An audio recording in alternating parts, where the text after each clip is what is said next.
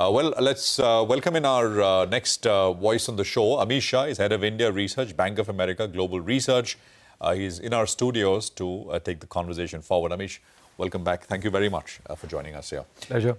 So, it's been a while, it's almost 6 months, right, since we've last... At your studios. We interacted over August. Virtually, yes. Yeah. How's the view changed? How's it kind of evolved now? Where do we stand? I mean, we're also ending this year, looking into the new one. What's the view overall? So, Prashant, I think the good news is that a large part of the earnings downgrades are now behind us. So, if you look at the numbers year to date, FY26 earnings have been cut by 10 percentage points.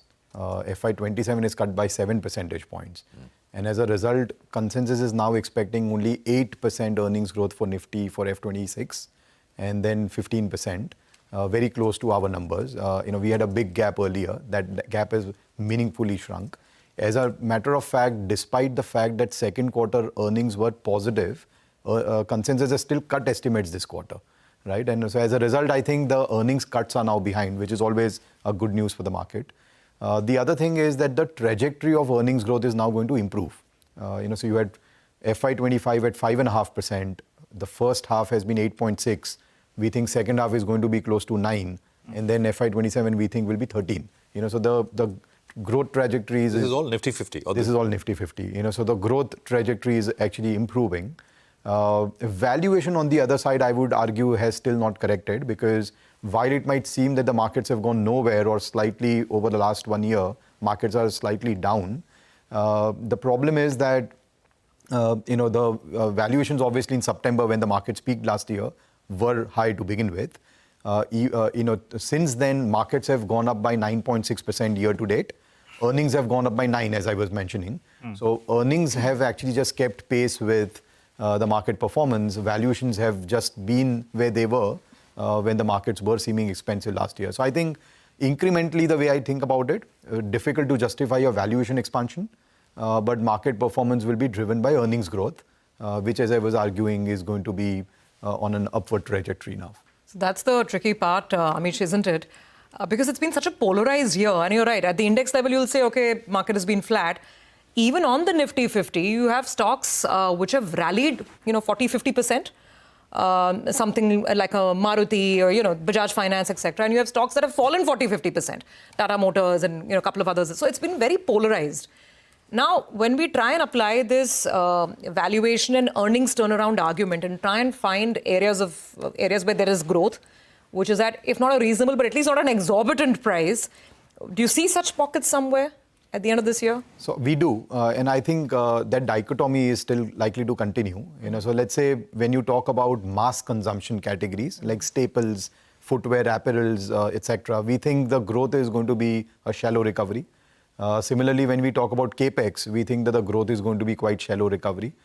So there will be disappointments. But the moment you turn to rate sensitives, because we do think that RBI will keep cutting rates, rate sensitives like real estate, REITs, the regulated power utilities, financials, those will do well. Within consumer, we think consumer discretionary will do well. And a wide variety of consumer discretionary will do well. So I think there will be categories like rate sensitives and discretionary that does well.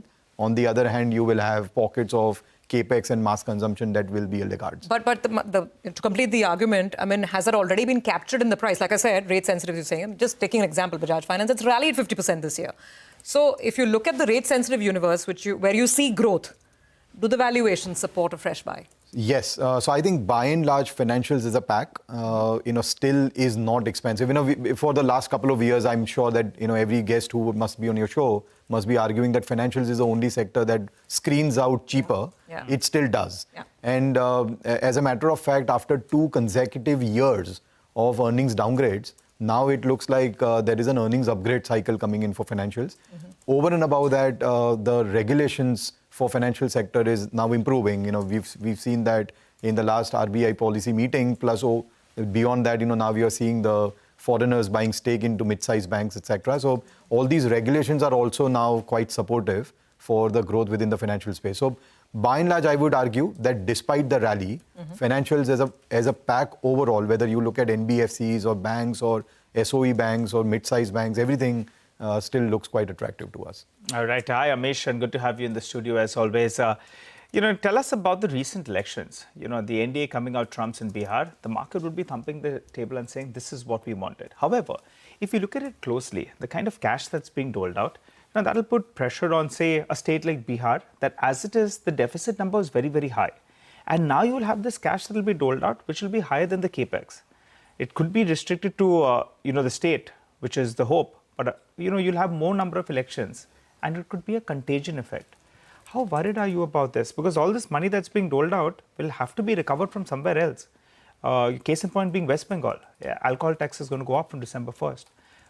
How worried are you about these freebies suddenly coming to the system, capex on a bit of a back burner? So, Nigel, very rightly, as you put it, so there is always going to be a trade-off because the resources are limited. Yeah. And on one hand, you want to stimulate consumption. The other hand, you don't want to let go capex. Right. But to your point, if you give money to one, money has to be taken out from somewhere else. Yes. So I think there will be a trade-off between capex and consumption. In the bargain, right now, it looks like that consumption will win, capex will lose out. So to add some numbers to the question that you asked, yeah. In FY24, which is 2 years back, we had a center plus state governments put together give out a total of $90 billion in subsidies. Okay. Right? Over a 2-year period, not just through subsidies, but through subsidies plus tax cuts plus RBI rate cuts, we've added $60 billion more to the consumption stimulus. So 90 has already become 150. Yes. And then if I fast forward one more year, with the pay commission hike and further RBI rate cuts, we think that will be another $40-50 billion that will get added to the consumption stimulus. So 90 over a 3-year period will become 200, right? And obviously, to your point, therefore, that if consumption stimulus is going from 90 to 200, that has to be taken away from somewhere, which unfortunately is capex. So that is part of our reason why I was arguing that capex growth will come off. Secondly, if you think about it, we all know that large part of the capex growth in India is driven by government. Yes. And over the last 5 consecutive years, government has been on the path of fiscal consolidation. But with the pay commission hike, possibly with the finance commission report that is due by the end of this month, there's a possibility that even if the government does not consolidate fiscal next year, there is just no more money left to accelerate capex meaningfully. Right. So we'll be lucky if we have 10-11% kind of growth continue for capex. If the government wants to consolidate further, then even 10-11% for capex will be a challenge. Got it. And just to revise on the Nifty, I think the last time we spoke, the target was 25,000 odd. It continues to remain around 25,000? Absolutely. So for this calendar, our target was 25, it still is. I'm pretty good. And we were arguing that, if there are 2 or 3 factors that play out in India's favor, which is a trade deal conclusion, which is not concluded, but, there is more clarity on it now because India has cut down on Russian crude. So at least that 50 should come down to 25. If there is more visibility of RBI rate cuts, which I think also has improved, then we were arguing that 25 can go to 26. So I think between 25 to 26, till the time these positive factors stay, is the target for this calendar. And thereafter, as I was arguing, that valuation multiples stay the same. Yeah. Market compounds in line with earnings growth. Just one more word. We discussed a few sectors, but tech we didn't discuss. And the last time around, we were chatting about how it's under-owned and, Yes. Interest is very lower as well. Yes. How are you positioned right now out there? Because that's been the big under-owned sector. It's underperformed as well, with good reason Yes. for the kind of growth rates that you're seeing. But now there is optimism. There is some kind of attention being put to AI. Hopefully growth picks up as well. And hopefully some of those headwinds are behind. How are you approaching that sector? So Nigel, IT we are looking at very bottom up because let me put it this way, that earnings downgrades even for IT is now over. But if you look at the large cap IT companies, they are all expecting revenue growth of mid-single digits, which A is not exciting, Yeah. and B, there is no visibility on whether these numbers will get upgraded further. Yeah.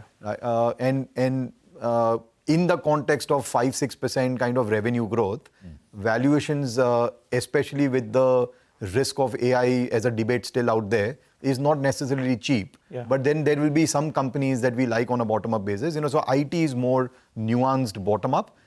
By and large, as a sector, if I have to say, I would say we are more neutral weightish. By the way, with that, there was India, US, there was a flash oil minister saying that Indian oil PSUs have signed a deal to buy some 2.2 million metric tons of LPG from the US. So that just came through. I'm not sure what will be the value? I mean, it should be large. Absolutely. And you know, these are all signs about how India can potentially go from 50 down to 25% tariffs for sure. Yeah. And possibly try to argue for even lower. That This penal is, tariffs should, I mean, I think. It's just to add to your point, Prashant. The minister's also clarified it's going to be 10% of our total requirement. So it seems fairly sizable. Yeah. Maybe a step forward and finally, a So I think breakthrough on we the import deal about 65% of LPG, and I think a requirement, and so seems to be a shift away. That's the flash that I'm talking about. All, as Amish said, signs that maybe a little bit of give and take, right? And this is the give in that sense, and we'll see what we get. Those, I mean, the assumption is that 25% tariffs should disappear. Should go away, and then of course, I mean, the rest of the 25% perhaps will be worked lower as well. In your report, in your published report, Amish, I mean, what I'm hearing from you is that don't expect anything super normal from here, right? I mean, more normal kind of markets, constructive, and you talked about financials, etc., as a place where one will tend to make money. But any outliers from other sectors, anything you can kind of sort of, So, within consumption, as I was saying, that there is going to be a split between stocks that do well and the ones that don't. So we think that as far as the mass consumption category goes, most of the lower income, middle income households are still in the mode of deleveraging, because remember, since COVID, for 5 consecutive years, they have kept on levering up. And that was reflecting in the unsecured retail growth over the years.